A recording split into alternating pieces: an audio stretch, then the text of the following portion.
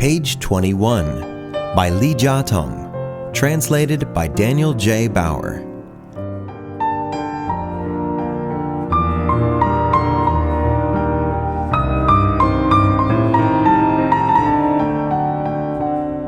Professor Zhang was my teacher. He was the teacher we all respected the most.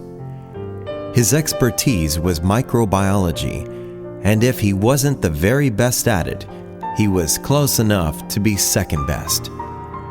His monographs were regarded by many as a Bible.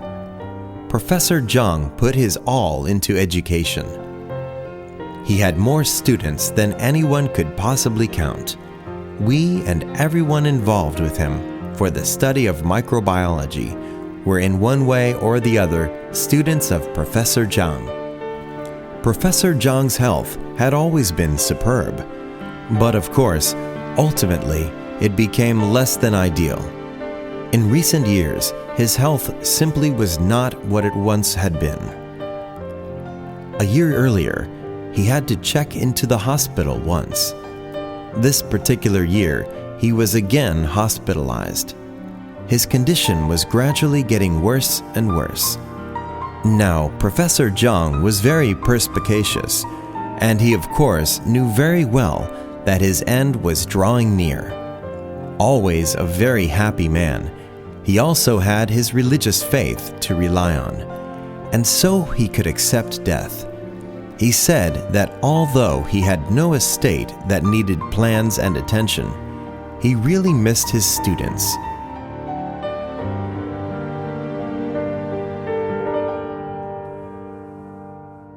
Some of his students had always stayed in touch with Professor Zhang.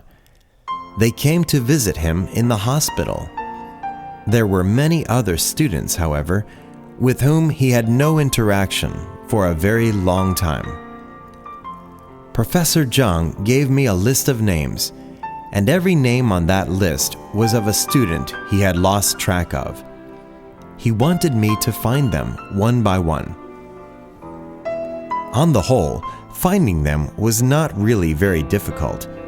I found almost all of them.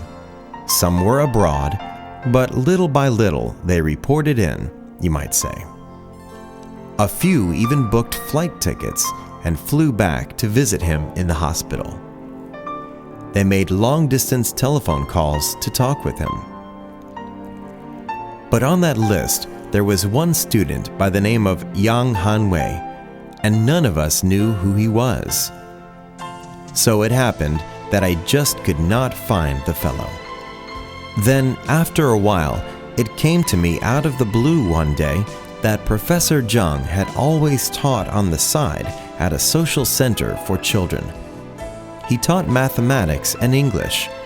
Perhaps this Yang Hanwei was one of his students there. It turned out to be exactly that way. The social center confirmed that Yang Hanwei had indeed been Professor Zhang's student, but had left the center and its classes during his high school years. The people at the center said they'd help find him for me, but they didn't succeed. During the very days we were going through all this trouble searching for this young fellow, Professor Zhang would half unconsciously murmur the words, Page 21.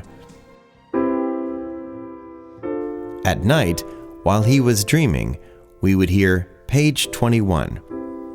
My classmates and I began to leaf through all the books Professor Zhang had written, but we could not discover the meaning of Page 21. His health was getting frailer by the day, and we did not want to bother him by asking what this Page 21 business meant. It so happened that a news reporter came to know of Professor Zhang's trying to find his students, and he put the story out in the media. The news made quite a splash, and radio and television stations jumped all over it. The search became a hot story. The efforts of the journalist did not go wasted. Yang Hanwei appeared. On that same day, I went to visit Professor Zhang. At that juncture, The hospital had already upgraded his condition to critical. Although he qualified for a bed in the intensive care unit, he insisted he did not want it. Over and over again, he emphasized he had no desire to waste medical resources. When I saw him that day, his voice was quite weak. Yang Hanwei was a young person. He seemed to be in his 20s. Everything in his appearance said he belonged to the working class. He rushed into the hospital room, and after telling us who he was, we immediately delivered the message to Professor Zhang. His student Yang Hanwei had just arrived. When Professor Zhang heard the good news, he right away opened his eyes. A smile spread across his face, and he waved Yang over to his side. Professor Zhang's voice was now so soft that no one could hear it, and this young fellow practically put his ear against the man's mouth. Incredibly, he could hear what Professor Zhang was saying. Yang spoke loudly and directly into his ear, and we could tell from the expression on his face that Professor Zhang surely heard his words. Although we could not hear Professor Zhang, we knew what Yang was saying. It sounded as if Professor Zhang asked him certain questions, and Yang answered them one after the other. I recall he told Professor Zhang he had not gone to senior high school, but took special classes to supplement his education.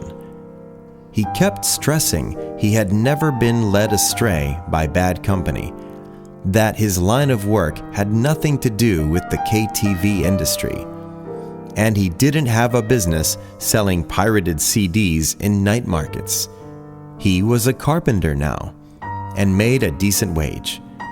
His life was free of problems, and he hadn't yet married.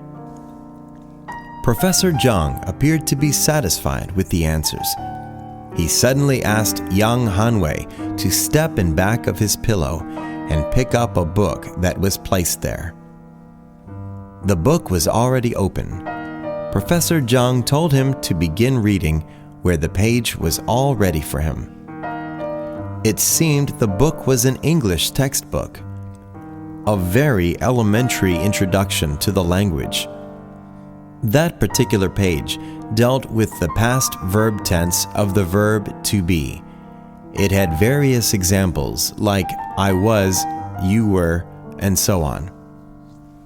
Yang Hanwei read it all in a loud voice, and then Professor Zhang told him to go on to the next exercises. In the beginning, Yang made a few mistakes. For example, he mixed up were with was. Every time he erred, Professor Zhang shook his head, and Yang would throw me a secret glance. I'd lob him a pass, and by the time he got to the end, he wasn't making mistakes any longer. The exercises finished, Yang Hanwei leaned closer to him again. Yang told us what Professor Zhang was saying. Class is over now, you can go. Professor Zhang relaxed into a peaceful smile. He indicated he had something he wanted to say. Yang Hanwei hurried over. This time, however, Yang suddenly could not find the words to speak. Seconds later, he told us that Professor Zhang said goodbye. So that was the way Professor Zhang left us. Yang Hanwei had not even closed the book. He had flipped the pages back to page 21. He said at his middle school, Professor Zhang had him report to his office every Sunday, where he gave him special tutoring in English and mathematics. His family was so poor that scraping 3 meals together every day was already hard enough. He simply had no heart for studies. All he wanted to do was enjoy himself, so he soon stopped visiting Professor Zhang's office. children do not dare to write letters. He was aware Professor Zhang kept searching for him, but he never came back. All the while, however, he remembered Professor Zhang's strongest directives. Put simply, by all means, he was not to become bad. He was not to sell pirated CDs in some night market, or get a job in a KTV parlor. He was not to join performances of Ba Jia Jiang, an evil cleansing rite in which 8 men impersonating 8 ghost figures dance and lead a procession for religious festivals in Taiwan. He also clearly remembered Professor Zhang's emphasis on finding a way to make a decent living. That is why he found a master carpenter and became his apprentice, and why he worked well now as a skilled laborer. After his life had become more stable, he attended an evening school. He had a general idea of the past tense for the English to be, but now he couldn't remember it at all. Young Hanwei looked again at page 21. He recalled his last class had ended on page 21. After more than 10 years, Professor Zhang was apparently still worried about him and wanted to finish that lesson once and for all. Our farewell service for Professor Zhang was both solemn and simple. There was a table at the church with his portrait upon it. By its side was a copy of the English textbook, opened to page 21. A light sent its rays upon that page. Since it was a religious service, a Catholic priest preached a simple sermon. No one stepped forward to talk on and on of how terrific a man Professor Zhang was, what a giant, and all of that. Instead, the priest asked young Hanwei to stand at the lectern and go through his last lesson. Of course, he came well prepared and handled the English flawlessly. When he finished the exercise, he said, "Professor Zhang, I can do it now.